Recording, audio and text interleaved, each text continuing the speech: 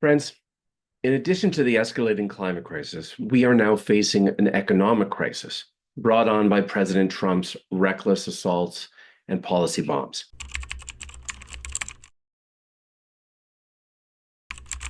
And my message today is that crises are no time for timidity. Rather, responding to attacks such as these requires imagination and audacity. I'm loving the political tough talk and newfound social solidarity in response to Trump's attack on our economy and sovereignty. The collective impulse that has propelled the public to buy Canadian and cancel travel to the US, that lifts my spirits. I'm inspired by the whole elbows up zeitgeist and by leaders across the political spectrum resolving that Canada will never be the 51st state. This is great stuff. And yet, is it just me? Or does our concrete policy response to date to Trump's attack feel incongruous with the threat that we face? Removing US alcohol from liquor stores, some initial counter-tariffs, speeding up permits for new projects, easing applications for employment insurance, removing interprovincial trade barriers, some targeted funds for Canadian auto manufacturing, all good. But the impact is minimal. And in the case of interprovincial trade barriers, the benefits are often greatly overstated. Too often, in a crisis moment, there is this panicky impulse on the part of leaders to grasp for these well-worn default options. Governments gravitate to budget austerity, saying they have to tighten up spending given economic uncertainty. And as the federal election campaign gears up, the parties are all in on tax cuts, a response that is extremely costly to the public treasury, but often so widely dispersed, including to the wealthy who don't need it, that its economic benefit for both households and the overall economy is largely muted and inconsequential. Even worse, too many politicians reflexively turn to expediting approvals for new fossil fuel projects, a response that sees us deepening one crisis as we wrestle with another. The responses feel plagued by a failure of imagination and vision. But moments of crisis should not see us doubling down on stale solutions of the past, particularly those that worsen inequality and the climate crisis. Rather, times of emergency should be viewed as a portal, as Arundhati Roy said, a rare opportunity to leap into the new. We should be seizing on this moment to de-link our economy from the US and from the fossil fuels that are harming the people and places we love. And for progressive leaders, crises are exceptional moments, an invitation to rapidly transition our economy and society in ways that we've known are needed all along. Listening to Prime Minister Mark Carney, the message feels half right. He stated that Canada needs to become less reliant on the US and achieve economic autonomy. Carney's mantra has been, it's high time we build things that we've never imagined at a speed we've never seen. Now that's inspired language and exactly right. But as with his climate plans, Carney remains largely stuck trying to incentivize our way to victory, trapped in a model that is far too incremental and almost entirely reliant on the private sector to do the actual building. Now, many find Carney's calm demeanor a great comfort in the face of Trump's assault. I get that. Now, if only he can break free of the banker's curse to suck the lifeblood out of what's urgently needed. Yes, the private sector has an important role to play in the transition before us, but if we are really going to expedite the transition to a made-in-Canada economy at speed and scale, a true green industrial strategy, then we are going to have to do much of it ourselves through our public institutions and crown corporations with brash, direct investments in public infrastructure, Indigenous economic sovereignty projects, renewable energy, an east-west electric power grid, high-speed rail, zero-emission vehicle manufacturing, and zero-emission nonprofit housing to wean ourselves from the fossil fuel industry once and for all. Now, interestingly, Carney has announced a Liberal plan to create a new agency called Build Canada Homes that would act as a public developer to quote them, get the government back into the business of home building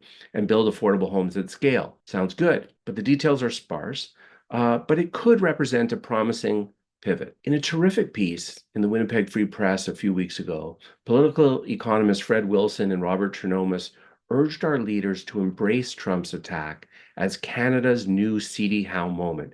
Now, those of you who are familiar with my work know that I have a special interest in C.D. Howe.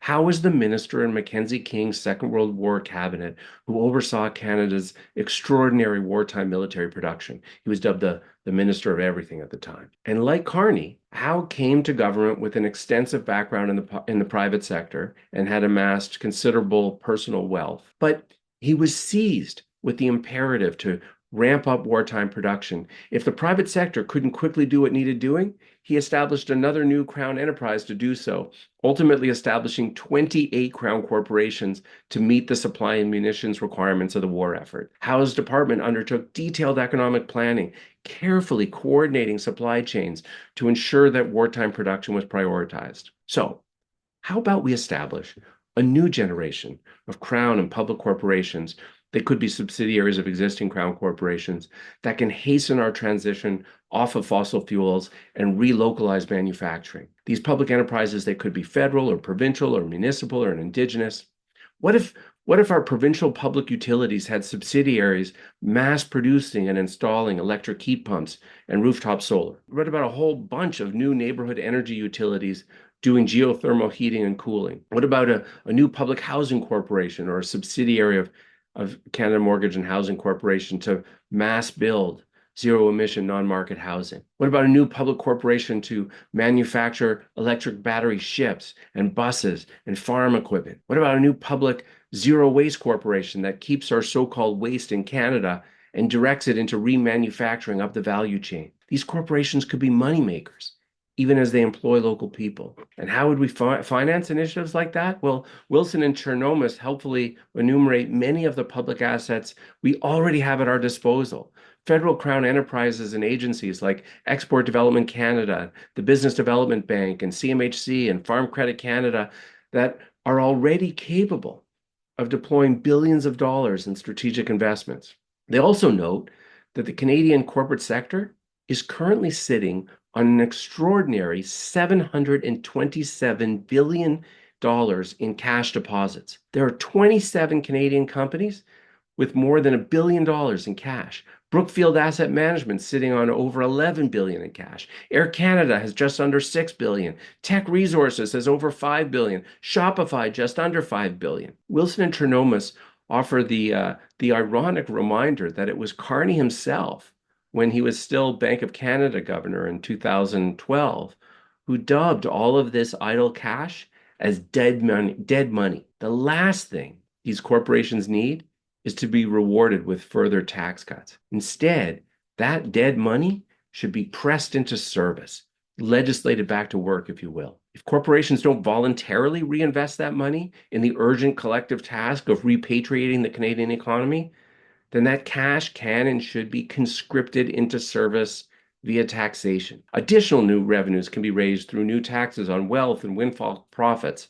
And from an export tax on oil and gas exports to the US, a 15% export tax could raise $25 billion a year, money that could finance massive new just transition efforts. Now is also the perfect time for the federal government, ideally in partnership with provinces, to quickly deploy a chunk of that income and launch a youth climate corps, an idea that is purpose-built for this moment, giving young people a chance to find shared purpose as they mobilize in our collective defense. We need an audacious new public program that invites anyone 35 and under to enlist in a 2-year training and employment program that will set them on a career confronting the crisis of our time. The program could place young people in jobs responding to extreme weather events like fires and floods and heat domes, building community and ecological resilience to climate-induced events, and driving down carbon emission with renewable energy projects and building retrofits and public transportation and that kind of thing. As we deal with the repercussions of the Trump attacks, it's young people, often the last hired, first fired, as they say, who will be facing rising unemployment. A YCC that trains them up in the work urgently needed to delink from the US and from fossil fuels is exactly what this moment calls for. If Trump has indeed declared economic war on Canada, as many as our leaders rightly say, then our response must be commensurate with the threat. This is a time that calls for economic and political imagination.